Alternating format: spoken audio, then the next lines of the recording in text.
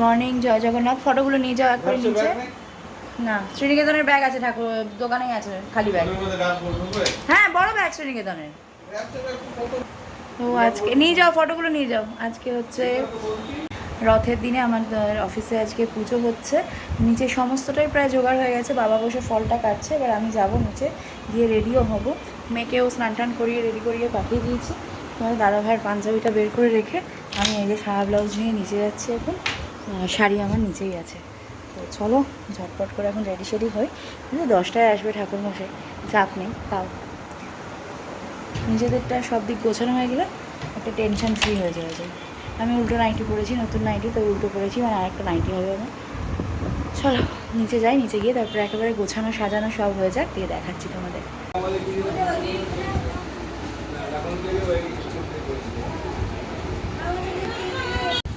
পুজো শুরু হয়ে গেছে, ছোট জায়গা, একটু অ্যাডজাস্ট করতে হচ্ছে।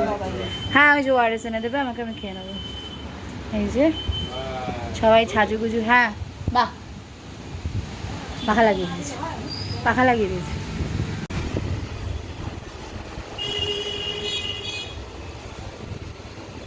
বৃষ্টি নেমে গেছে, নতুন শাড়ি পরেছি, এমন কিছু সাজার সময় পাইনি। বিকেলবেলা একটু সাজুগুজু করবো।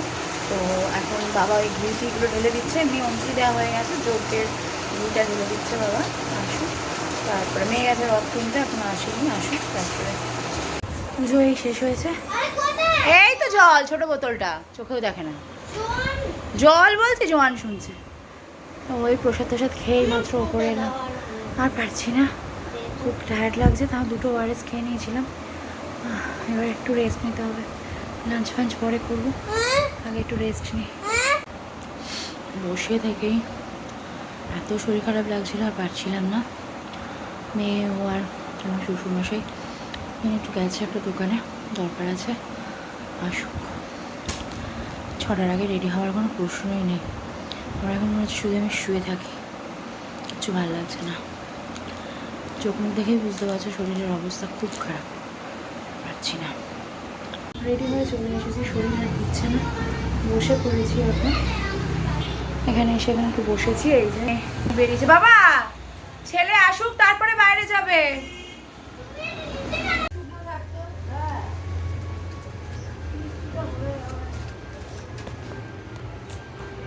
লাগেনি।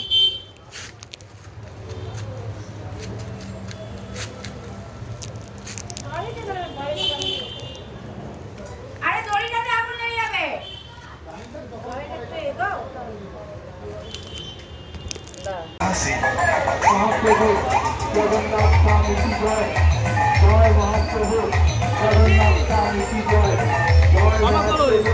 বাবা বেরিয়েছে না।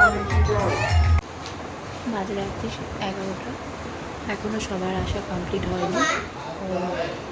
অল্প করে খাও, 2-1জন আসবে, প্লাস আমাদের সব স্টাফরা এসেছিল, এইগুলো নিয়ে। এখনও সবার ডিনার হয়ে গেছে, এখন শুধু আমার আর তোমাদের দাদা ভাইয়ের ডিনার বাকি আছে। আসুক, 2-1জন আসছে, সবাই স্টাফ প্লাস ও কিছু কাজের সাথে যুক্ত আসছে, তো সেই সূত্রেই সব এসেছে। আপাতত চলো ব্লগটা এখানেই শেষ করছি, গলা বসে গেছে। আমার নতুন ব্লগ নিয়ে খুব তাড়াতাড়ি আসবো। খুব হেক্টিক ডে গেছে আজকে, আমার শরীর আর দিচ্ছে না, শরীরটা যতই খারাপ, তো শরীর আর দিচ্ছে না। চলো পরের ব্লগে খুব তাড়াতাড়ি আসছি। প্রথম সবাই খুব ভালো থাকো, সুস্থ থাকো, থাকো। শুভরাত্রি।